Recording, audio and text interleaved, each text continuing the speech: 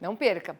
E no quadro Retrospectiva e Perspectivas de hoje, o jornalista Antônio Petrin conversa sobre o setor de proteína animal com o presidente da Associação Brasileira de Proteína Animal, Ricardo Santin. Confira!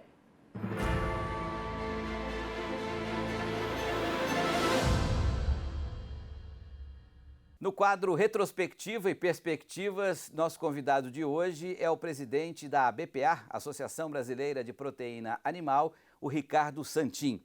Santin, como é que foi a produção de suínos e de frangos em 2022? Foi uma produção positiva? O balanço, apesar das dificuldades vividas durante 2022, para a carne suína e para frango, é positivo. Nós conseguimos crescer na produção de carne suína, chegando a um montante que deve ficar entre 4.950.000 e 5 milhões de toneladas de carne suína produzida, o que vai dar uma disponibilidade de quase consumo per capita de 18 quilos por habitante ano. Quando olhamos o frango, também é positivo. O crescimento é da casa de 1,5%, entre 14.450.000 toneladas e 14.500.000, com um per capita que fica na casa dos 45 quilos por habitante. Em 2022, Santin, o custo de produção foi o principal desafio do produtor? E quais foram os outros fatores de dificuldade que os produtores tiveram esse ano? O principal desafio, sim, sem dúvida nenhuma, é o custo de produção.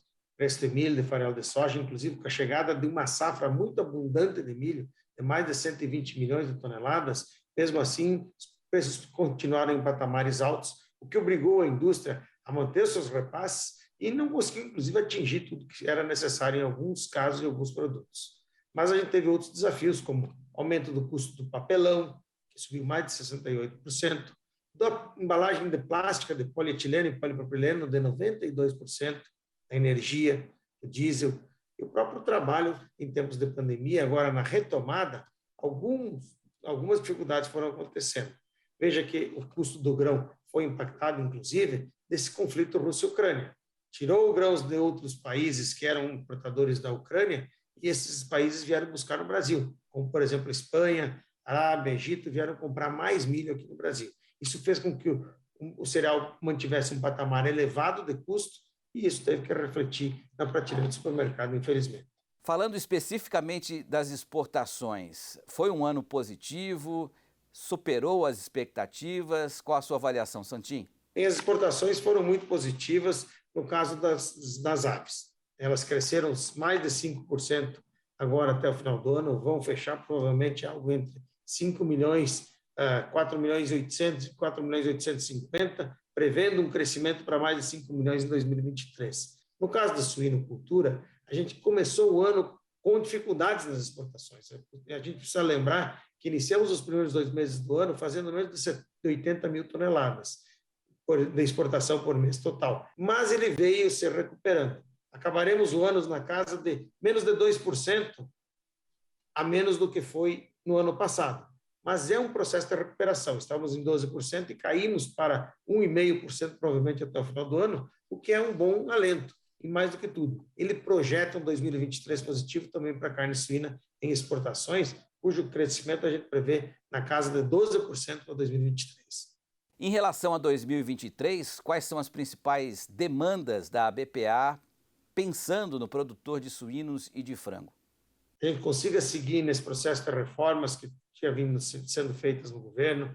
Nós queremos a continuidade do trabalho das ferrovias para trazer o grão de lá do Centro-Oeste para as áreas produtoras, especialmente para o Paraná, na Ferroeste. A gente gostaria de que em 2023 a gente tivesse uma reforma tributária para consolidar a desoneração da folha e que a gente tivesse também um tratamento igualitário com relação aos grãos.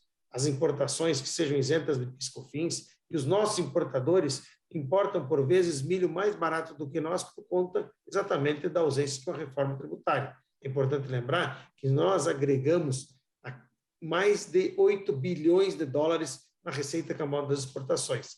Se o grão que as aves e os suínos e ovos consumiram para serem produzidos fosse vendido como grão, renderia na casa de 2 a 3 bilhões de dólares. E quando vamos exportar carne, exportamos 12 bilhões de dólares esse ano para uma cadeia de pessoas que trabalham direta e indiretamente, de mais de 4 milhões de pessoas, 500 mil trabalhadores deixando de fábrica e também mais de 100 mil pequenas famílias. É isso que a gente espera para 2023, medidas estruturantes como a cabotagem, como coisas que vão melhorando de pouquinho em pouquinho, mantendo a competitividade do setor, para manter essa posição, no caso de aves, de maior exportador mundial.